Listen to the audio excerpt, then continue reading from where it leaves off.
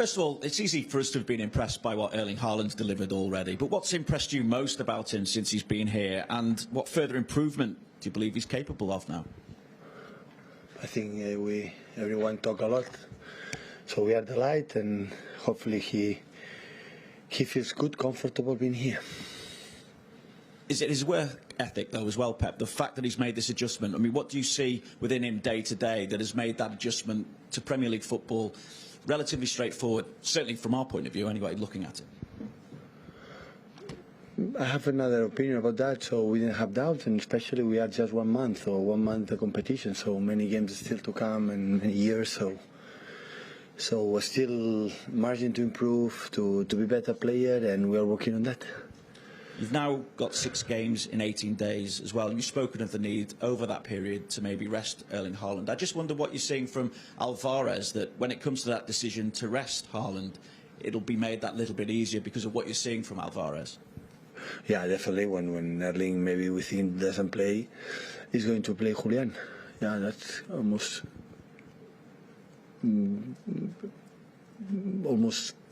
sure. What are those qualities that you're seeing from Alvarez that, as I say? We are, all of us, we are really impressed for the guy, for the pace, for the sense of goal, for the work ethic, yeah, for many things. You spoke again about Bernardo Silva after the weekend, seeing the importance that he has within this squad. Are you now at the stage where he, along with no one else, you can say, will be leaving before that transfer deadline, and in turn, what the likelihood is that you could further add to your squad before that deadline as well? With Bernardo, it's everything I've said many times, so how important it is for us, and just 1 or 2 days, finally, the transfer window will be over and everyone will be focused on what you have to do. Can you categorically say no more business for yourselves? No, I don't know. I don't know what's going to happen. Just finally for me, Pep, obviously, when you look at the defensive record at the minute, I just wonder what concerns you have over the fact that you've trailed by 2 goals in 4 of your last 6 league meetings now, going back to last season, of course. Yes, we had to try to avoid it. In one term it's good, because in the past, in the last years, always when we were down, we were difficult to come back. Now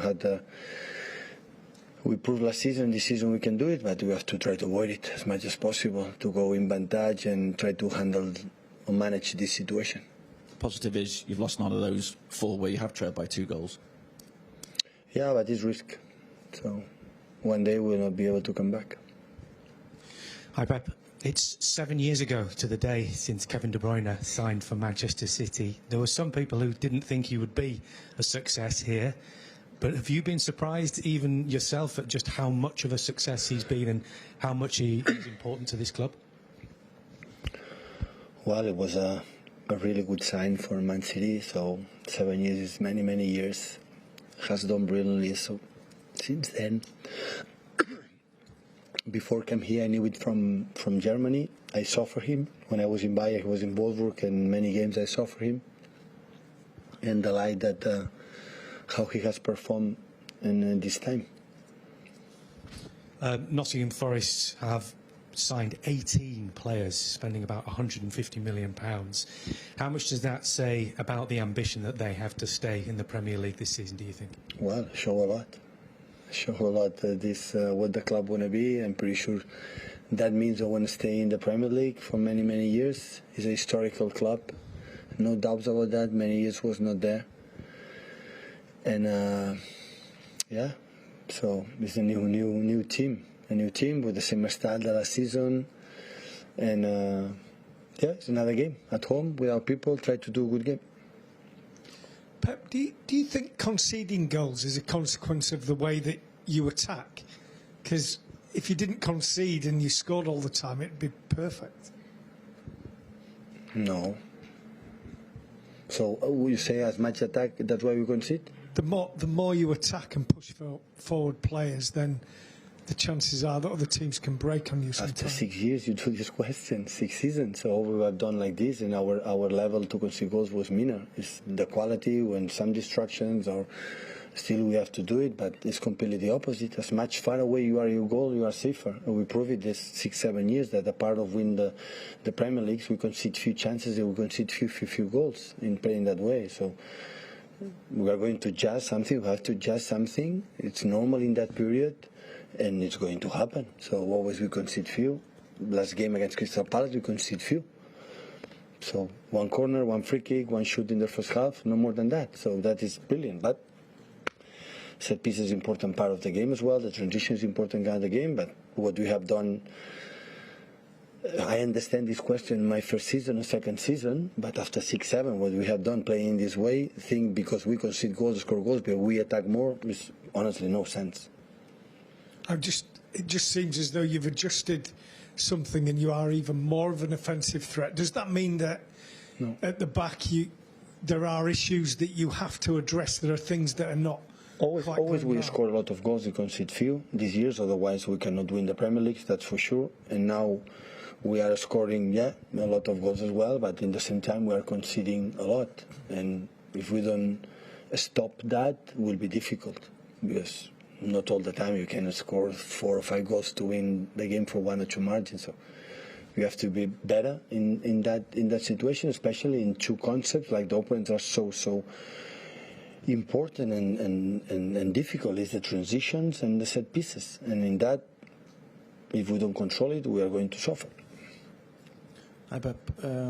Back to De Bruyne. 7 years ago to this day he signed for the club, but likes of Phil Thompson and Paul Merson said that the world is going mad with the transfer fee and it was bonkers. What do you say about that now when you've seen him in City? Everything is open to talk and to say his opinion. I have to accept it. In the good things we are good, in the bad things we are bad, and the people maybe didn't know him, and that's why the haters, they are open to do it. So important is he was calm, is calm, will be calm. To do a job on the pitch is the most important thing. You saw him in Bayern, and you, of course, have had a lot of use of him here in City. Can you tell us exactly what makes him so extremely important, besides the numbers, of course, that we see? I think we should join the TV. You see how he plays, define Kevin perfectly for himself the way he plays, not necessarily to talk about his incredible talent, his work ethic, and his commitment with the club, with the mates, with everyone. He's a vice captain already, so there's no doubt about that. So these type of players, they are too good. You have to watch it, what they do, not necessarily words. Just how is Kevin? Watch the games, and you will discover him. And I think a lot of people is wondering if Erling is going to play tomorrow, or when are you going to rest him, considering the match program in the future? Tomorrow you will see it. Okay. Last question for me. We saw Gündogan came in from the bench last match, had a great impact. What can you say about him and the relations with Erling and De Bruyne with Erling? Another player, many years together, so the impact in the team is always positive. Especially this season, I had the feeling he started really well. Last game, I didn't take risks, have some niggles in his leg before the game against Crystal Palace. I didn't want to take risks for the amount of games that we have. He could have played, but I didn't want to take risks. Have been so important so far, not just in terms of goals and assists and many things. So Gundo have been like Kevin, like Bernardo, like many players, so important. Well, Pep, just to follow up on what you were being asked about Julian, just basically because like in every minute that he's been involved, he's been great. And what's the thing that probably have surprised you the most since the first day that you had him? How good he is. I know him a little bit on TV, clips, games in River Plate. Surprised how good he is. Because I think that you mentioned like in the past seasons that Gabriel Jesus was like one of the best like strikers with the pressing and with the off-the-ball movements. But with what we have seen of Julian so far, like in Barcelona and in some games, he's like really good in the pressing as well. Do you think that he can reach that kind of level, of elite level in that regard as well? Yeah, definitely. So humble and always positive, and every training session they give everything, and I like this type of players, and and the impact was in pre-season, and now when he played the minutes in the competition, when he came in Camp Nou, who could do a hat-trick without the problems. He was involved in 2 goals last game, always behind close the balls, like they have a sense to be in the right position, the right moment. So when he dropped, he had quality to play. We are delighted. I know the people are talking a lot, Erling, and we are pleased on that, but Julian is an exceptional player.